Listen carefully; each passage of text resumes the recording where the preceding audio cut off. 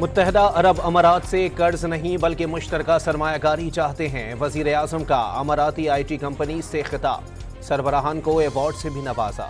अब किसी को गायब किया गया तो असेंबलियों और सड़कों पर शदीद किस्म का एहतजाज किया जाएगा।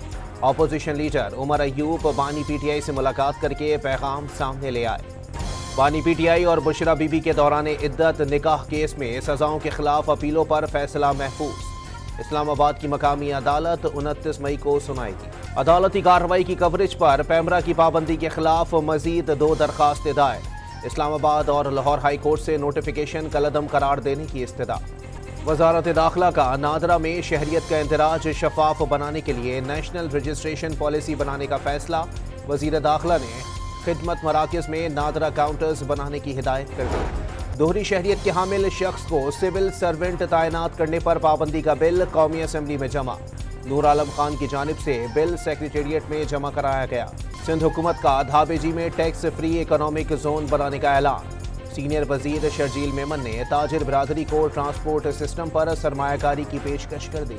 खैबर पख्तूनख्वा के अगले माली साल का बजट कल पेश होगा। कुल हजम 1700 अरब रुपए से जायद। तरक्याती कामों के लिए 300 अरब से जायद रकम मुख्तस की गई।